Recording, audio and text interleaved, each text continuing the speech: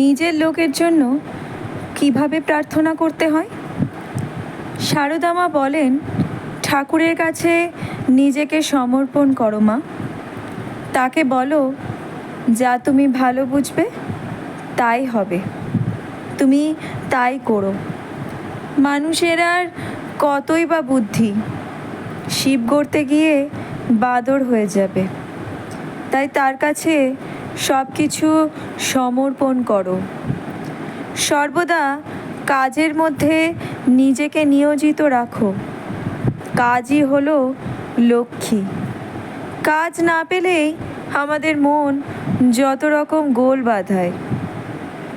মনকে কখনো বিশ্বাস করতে যেও না। যার প্রতি যতটুকু কর্তব্য শুধু ততটুকুই করো, কিন্তু ঠাকুর ছাড়া কাউকে ভালোবেসো না।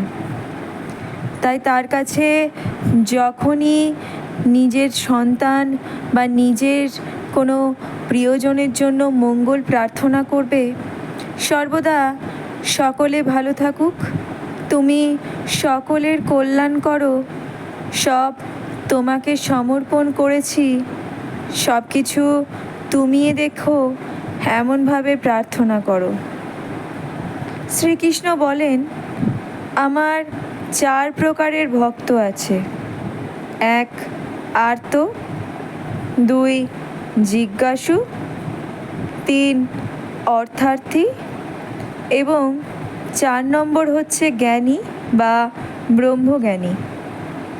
আর্তা বা আর্তি বা দুঃখী এই ভক্তরা হলেন তারাই যারা দুঃখ, যন্ত্রণা বা কষ্টের সম্মুখীন এবং তাদের সমস্যা থেকে মুক্তির জন্য শ্রীকৃষ্ণের কৃপা কামনা করেন।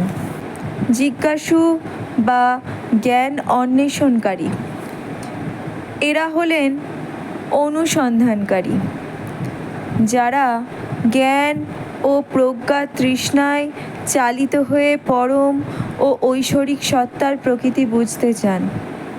যেমন স্বামী বিবেকানন্দ, তিনি ছিলেন জিজ্ঞাসু। ঈশ্বর কেমন, উনি দেখতে কেমন, এই সমস্ত সত্তার সন্ধানী ছিলেন তিনি। তার সন্ধান করার জন্য তিনি শ্রী রামকৃষ্ণর কাছে শরণাগত হয়েছিলেন। অর্থার্থী বা ধন আকাঙ্ক্ষার অনুসন্ধানকারী, এই সমস্ত ভক্তরা পার্থিব সম্পদ, ক্ষমতা অথবা বস্তুগত সুবিধা লাভের উদ্দেশ্যে শ্রীকৃষ্ণের কাছে আসেন। তাদের আকাঙ্ক্ষা পূরণের জন্য তার কৃপা কামনা করেন। 4 নম্বর জ্ঞানী বা ব্রহ্মজ্ঞানী। জ্ঞানী হলো সর্বোচ্চ ভক্তি বা সর্বোচ্চ ভক্তিভাব, যার বৈশিষ্ট্য হলো পরম জ্ঞান এবং পরম বোধগম্যতা। কোনো বস্তুগত আকাঙ্ক্ষা ছাড়াই এবং ঈশ্বরের উপর মনোযোগ করা। বলা হয়, কৃষ্ণের সাথে তাদের সম্পূর্ণ স্বীকৃতি এবং পরিচয় রয়েছে।